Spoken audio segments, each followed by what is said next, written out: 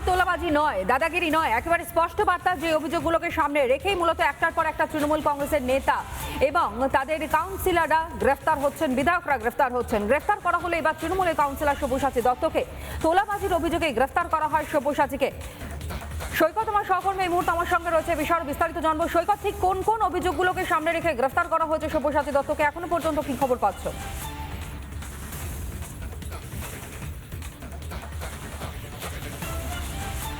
দেখো, সব্যসাচী দত্তকে গ্রেপ্তার করা হয়েছে মূলত তোলাবাজি, মানসিক নির্যাতন এবং হুমকি দেওয়ার অভিযোগে। তবে যে মামলায় তাকে গ্রেপ্তার করা হয়েছে এই মামলাটি বা এই অভিযোগটি কিন্তু পুরনো অভিযোগ। প্রথম এই অভিযোগটা দায়ের হয়েছিল 2019 সালে। তারপরে কিন্তু পুলিশ কোনো ধরনের কোনো স্টেপ নেয়নি। যিনি অভিযোগ করেছিলেন সল্টলেকের পেশায় ব্যবসায়ী একজন ব্যক্তি, তিনি গতকালকে আবার তিনি অভিযোগ দায়ের করেন এবং পালাবদল হওয়ার পর, রাজ্যে রাজনৈতিক পালাবদল হওয়ার পর গতকালকে ফের তিনি অভিযোগ দায়ের করেন এই বিধাননগর নর্থ থানায়। ওই অভিযোগ দায়ের করার পরেই নিউ টাউন এলাকায় সব্যসাচী দত্তের যে ফ্ল্যাট রয়েছে সেখানে তাকে গিয়ে দীর্ঘক্ষণ জেরা করে এবং তারপরে থানায় নিয়ে এসে আটক করা হয়। থানায় এসেও তার এগেনস্টে যে অভিযোগগুলি রয়েছে, এবং শুধু তাই নয়, নথি শুধু নয়, এই যে ব্যবসায়ী অভিযোগ করেছেন সেই ব্যবসায়ী নিজের বাড়ি এবং সংলগ্ন এলাকা বেশ কিছু সিসি ফুটেজ পুলিশ আধিকারিকদের দিয়েছেন। সেই গ্রেফতার করা হয়েছে সব্যসাচী দত্তকে। আপাতত তোমায় ধন্যবাদ জানাই। অন্যদিকে যে ব্যবসায়ী এই অভিযোগ করেছেন সেই ব্যবসায়ীর সঙ্গে কথোপকথন সব্যসাচী দত্তের তা আমাদের কাছে এসে পৌঁছেছে, আপনাদের সামনে রাখবো। তবে এই অডিওর সত্যতা রিপাবলিক বাংলা যাচাই করেনি, দেখুন।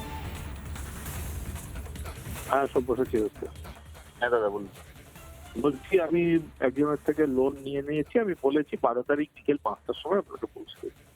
হ্যাঁ বস, আপনি নিশ্চিত থাকুন, আমি আপনাকে টাকাটা পৌঁছে দেবো দাদা। আমি তো না, ডেটটা যদি ফেল করে না আমার বেইজ্জতি হয়ে যাবে না। আমি 12 তারিখ বিকেল 5টা টাইম দিয়েছি, আপনাদের তো কোনো বেইজ্জতির কিছু নেই। দাদা এরকম বলবেন না দাদা, আমি আপনাকে পৌঁছে দেবো দাদা।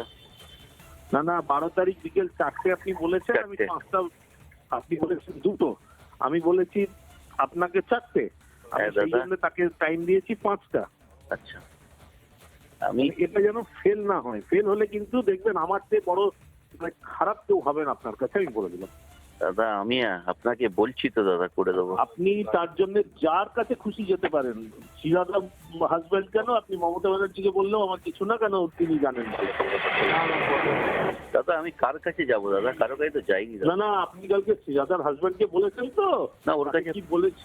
ওর কাছে তো পাই দাদা আমি, তাই তো বললাম। তাকে কি বলেছি? আমি বলে দিয়েছি যে আপনি এসবে জড়াবেন না, নইলে আপনাকেও বিপদে পড়তে হবে। উনি বলেছেন আমার জানার দরকার নেই।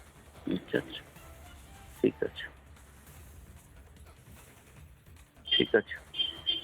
আপনি 12 তারিখ বিকেল 2টো বলেছেন, আমি আপনাকে 4টে অব্দি টাইম দিলাম, কারণ আমি 5টায় ভদ্রলোককে বলেছি 5টার সময় আমি আপনাকে হ্যান্ড ওভার করবো। বলো ঠিক আছে।